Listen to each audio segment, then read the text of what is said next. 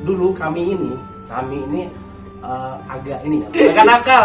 Iya, jadi dulu agak nakal, jadi suka balapan motor, ya. Begadang ya. Alhamdulillah kita hijrah dan beliau udah mau pesantren. Ya, lanjutkan bro. Iya siap. Awalnya itu modalnya 10 juta cuman. Awalnya 10 juta. Itu ada teman ya. Ini Dia inspirasi nih. Iya, dia kemarin kita buat laporan keuangan. Sekarang dia nggak lagi panti, udah berubah menjadi yayasan. Nah, yayasannya sekarang alhamdulillah udah terus berkembang. Ada pondok pesantren, ada TPA, ada TK, ada majelis taklimnya, kemudian ada remaja masjidnya. Nah, panti yang dulu modal 10 juta, kemarin laporan bulan kita kemarin, itu udah alhamdulillah sekarang asetnya udah hampir 2 miliar bro. Dari 10 juta tuh. Terima kasih sudah klik video ini. Tapi jangan lupa bro and sis, klik tombol subscribe. Karena subscribe itu gratis. Kamu subscribe, kamu support kami untuk memberikan inspirasi untuk bro and sis. Ingat, subscribe itu gratis. Setuju? Klik subscribe sekarang juga. Selamat menonton.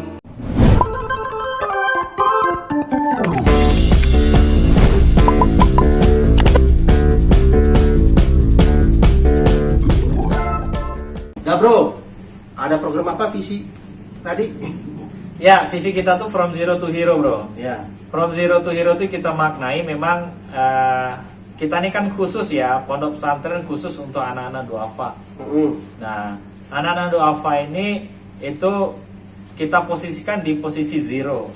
Zero itu artinya memang kurang dari. Ternyata teman-teman semua ini yang pernah terlibat dengan anak-anak kurang mampu, itu mereka memang kurang mampu dari semua aspek loh. Kurang dari semua aspek. Tidak hanya materi gitu ya, tapi kurang kasih sayang, keluarganya juga kurang, nggak ada orang tua, nggak ada ini. Terus kurang ilmu, kurang iman, sholatnya masih susah, baca Al-Quran belum bisa gitu ya. Dan kurang perhatian. Jadi memang duafa itu paket komplit bro, kekurangannya. Kalau kekurangan materi jangan ditanya lagi. Nah, jadi memang ini jadi semangat bikin pesantren juga. Betul. Jadi memang kita tuh from zero tuh maksudnya seperti itu. Dan target kita nanti adalah hero. Apa maksud dari hero ini? Nah, maksud dari hero ini itu dia mampu memberikan, mampu dia menyelesaikan masalah pribadi dia dan dia mampu membantu orang lain. Nah, sehingga menginspirasi juga bagi orang lain. Nah, itu makna dari hero. Nah, itu visi kita di Darul Hijrah ya, di Pondok Pesantren Darul Hijrah, from zero to hero. Nah, untuk mewujudkan visi ini bro, kita punya 5 misi. Di pesantren kita punya 5 misi. Pertama, apa yang kita sebut dengan spiritual intelligence. Jadi kecerdasan spiritual. Yang kedua, apa yang kita sebut dengan emotional intelligence. Yang ketiga, apa yang kita sebut dengan intellectual intelligence. Kemudian yang keempat financial intelligence, yang kelima adalah social intelligence. Jadi ada 5 tuh misi kita. Spiritual, kecerdasan spiritual, kecerdasan emosional, kecerdasan intelektual, kecerdasan finansial, keuangan, dan kecerdasan sosial, kepedulian. Jadi kita ingin membentuk sebuah pribadi nanti di santri itu yang secara agama bagus, secara emosional matang, pemberani, mandiri, bertanggung jawab, jujur, itu emosional. Spiritual itu keimanannya, ibadahnya bagus. Intelektualnya melalui pendidikan, dia sekolahnya tinggi, mampu berpikir kritis, mampu berpikir ilmiah. Selanjutnya dia punya kecerdasan finansial. Dari sisi keuangan dia cukup. Dia mampu, dia orang kaya, dia orang yang kecukupan secara materi. Dan terakhir misi kita adalah social intelligence. Bagaimana semuanya itu kecerdasan yang 4 tadi di atas itu bisa dimanfaatkannya untuk kehidupan umat manusia. Nah, itu misi kita. Jadi kita membentuk santri itu berdasarkan 5 misi itu dengan target tadi dia bisa menjadi hero. Itu bro, visi misinya bro. Luar biasa. Nah, sekarang kan itu udah berapa santri yang udah, maksudnya tamat kuliah yang bekerja itu udah berapa? Sekarang tuh ada 2 ya yang udah, bukan 2, udah ada 7 orang. 7 orang ya? Ya udah 7 orang yang kerja udah juga. Ya, yang sudah kerja, yang sudah selesai sekolah dan kuliah. Bro, kenapa nggak diajarin juga entrepreneurship? Kita fokus di entrepreneurship ada bro, kita ajarin itu di semester 5 kuliah. Karena di awal Ini kan 7 ini kan baru karyawan nih. ya Nah, kenapa nggak dibikin entrepreneurship gitu? ya kita punya program di semester 5 mereka. Semester 5, ya. Itu mereka harus belajar entrepreneurship. Tapi memang kita tidak memfokuskan dia untuk mengarah ke entrepreneurship. Karena bagi kita semua tempat itu adalah pembelajaran bagi mereka. Walaupun nanti pada akhirnya mereka bisa karena memang ada yang suka jadi guru, bro. Dari awal tuh kita tanya, ini cita-cita mereka luar biasa. Ada beda-beda. Pas pertama kita tanya ke anak-anak santri, kamu cita-citanya apa? Jadi guru TK. Nggak bergeser lagi, bro. Sampai sana guru. Iya, guru TK. Pokoknya enak aja sama anak-anak katanya kan. Nah, terus ada yang bilang, kamu pengen jadi apa? Ada yang luar biasa. Saya mau jadi ustaz. Udah gitu aja, mau kerja di MUI katanya kan. Iya. Nah, ternyata kita mengapresiasi, kita nggak pernah mengarahkan anak-anak santri itu. Bahkan sekolahnya kita pilihkan dia mau jurusan apa tuh nggak pernah kita arahkan. Kamu harus jurusan agama enggak, kamu harus jurusan pendidikan jadi guru enggak, kamu harus jurusan. Jadi santri-santri kita tuh bro ada yang jurusan ekonomi, ada yang jurusan kimia, ada yang Jadi jurusan. gini, sorry, kita potong. Mereka ini tetap tinggal di mes ini, di pesantren ini, tapi sekolahnya di SMA yang masing-masing itu. Betul, sesuai dengan keinginan mereka dan di mana Tapi passionnya mereka. yang pesantren ini gimana? Apakah memang udah khusus sekolah di pesantren ini atau gimana? Di pesantren ini baru ada informal. Formal. Nah, ada juga informal tapi yang itu pendidikan dini. Nah, Lanjutkan tuh. Oke, itu santri-santri kita. Nah, kita berharap santri kita ini ada yang dari Padang, bro, ada yang dari daerah-daerah ya, rata-rata dari daerah-daerah. Ini dapat informasi dari mana nih? Dari internet. Jadi ada yang mengisi aplikasi ke internet, ada yang melalui ya kayak kita ini. Kayak bro nih tahu nih ada pesantren, terus ada nanti dari orang di kampungnya yang susah mau sekolah punya keinginan tinggi untuk sukses, nanti bro rekomendasikan ke kita. Nah terus kita approve, biasanya kita coba pertimbangkan untuk jadikan santri, gitu bro. Nah kita tidak hanya santri yang kita didik, tapi kita juga mendidik masyarakat sekitar. Jadi untuk informasi bro, sekarang kita ada di 4 lokasi pesantren kita ini. Di Sumsel ada 4 lokasi, dan di 4 lokasi ini masing-masing ada tempat ibadah, ada sekolah, ada TPA-nya. Jadi di samping santri yang kita bina, kita juga membina masyarakat sekitar bro. Nah ternyata banyak sekali itu masyarakat di dekat-dekat kita itu, di sekitar lingkungan pesantren di 4 lokasi ini, khususnya di 3 lokasi itu banyak sekali yang belum bisa baca Al-Quran. Anak-anak remajanya sampai bilang, saya bersyukur sekali nih bisa ada masjid di sini. Kalau nggak tahu lah kami ini mau jadi apa katanya kan. Sekarang itu boleh rajin sholat. di-sharing dong. Di-sharing lokasinya, namanya apa aja yang 4 itu? Ini lokasinya yang pertama di Pak Jo namanya. Ya kita namanya sama semuanya Yayasan Darul Hijrah. Iya. Tapi lokasinya ada di Pak Jo, kemudian ada di Tanjung Api-Api itu di dekat bandara. Kemudian ada di Kalidoni. Pak Jo ini Palembang mana? Ini Palembang Kota.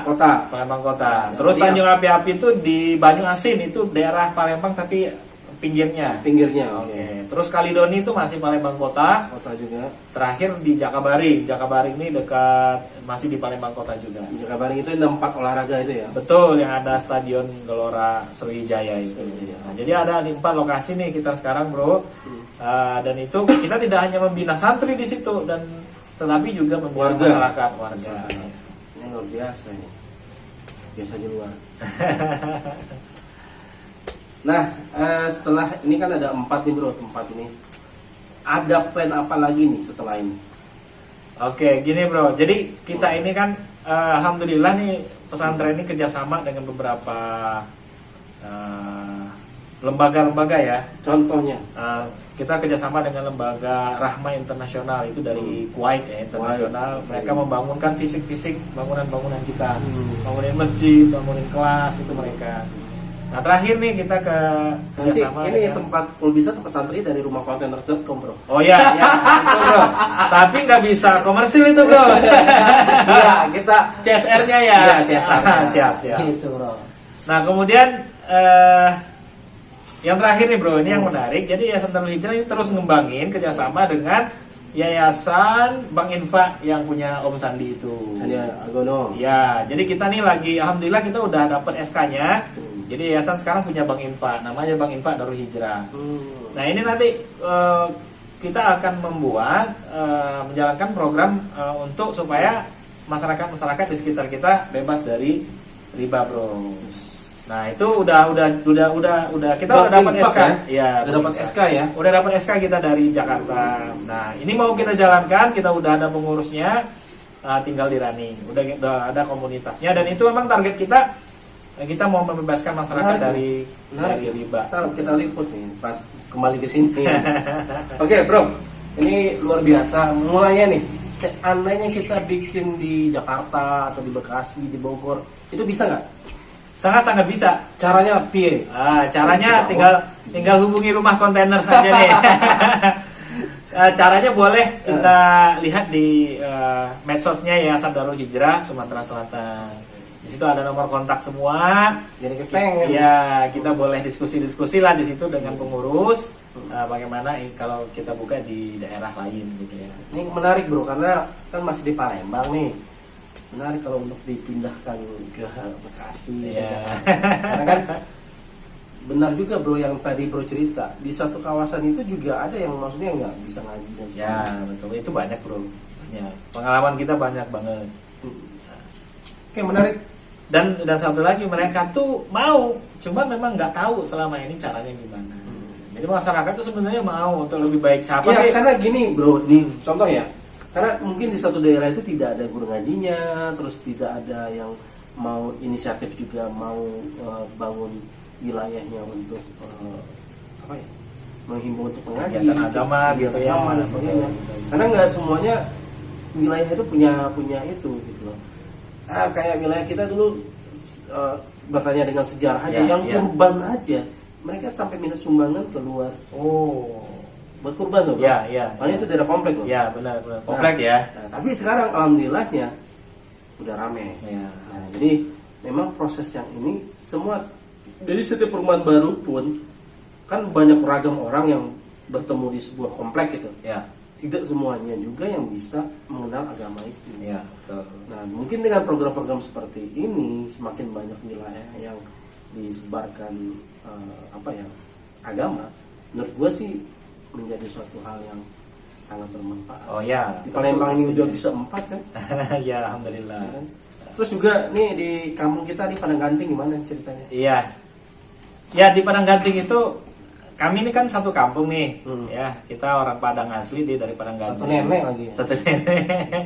Nah, itu kita juga khawatir tuh di kampung kita tuh anak-anak muda zaman now tuh kan susah ya untuk Jujur aja di zaman kita aja udah gimana gitu kita ya. lebih dekat kepada narkoba, kemudian akses internet yang nggak ada filternya lagi. Nah, itu sangat kita khawatirkan. Sehingga tuh kemarin kita di kampung kita buat komunitas bro. Pemuda hijrah ya? Ya, komunitasnya pemuda hijrah. Pemuda hijrah itu untuk untuk alternatif tuh bagi anak-anak muda yang dia tanpa harus menghilangkan masa mudanya gitu ya. Ya. Dia bisa belajar agama. Enak nggak gitu kira-kira? Sambil ngopi bisa belajar agama, sambil di warung sambil belajar agama. Jadi kan nggak ada yang rugi kan? Justru banyak manfaatnya. Kita biasanya nongkrong ceritanya aneh-aneh, nah tapi ini nongkrongnya tentang agama kan di warung kan? Betul. Jadi kita bisa tetap eksis dengan hal yang positif. Inspirasi sekali. Nah itu di kampung ya kita buat kemarin ya. Namanya komunitas pemuda hijrah. Ini gua jadi banyak belajar nih bro. Jadi silaturahim ini menambah wawasan, katanya memperpanjang umur dan menambah rezeki. Ya. Nah, salah satunya ini menambah wawasan kita. Ya. Selama ini nggak tahu, akhirnya tahu nih. Ya. Betul. Itu kok lama banget gue nggak tahu bro. 8 tahun loh. 8 tahun gue baru tahu kali ini. Yang tahu waktu itu cuma bangun masjid ya. Ya masjid. Ya. Gue tahu itu cuma itu doang sih. Iya. Tapi ternyata banyak cerita di balik ini. Mungkin keluarga-keluarga kita juga baru tahu nih. Oke bro and sis, itu aja pertemuan kita kali ini. Semoga ini menginspirasi. Amin, amin, amin. Karena di usia 20 tahun udah bangun pesantren buat manfaat umat ya. Ya. Umat, walaupun dulu kita tuh yang dari ya jahiliyah menjadi hijrah gitu ya. Betul. Proses itu memang harus dari yang buruk jadi lebih baik, lebih baik, lebih baik dan lebih baik lagi. Benar nggak bro? Benar sekali. Oke, terima kasih. Assalamualaikum warahmatullahi wabarakatuh. Waalaikumsalam warahmatullahi wabarakatuh.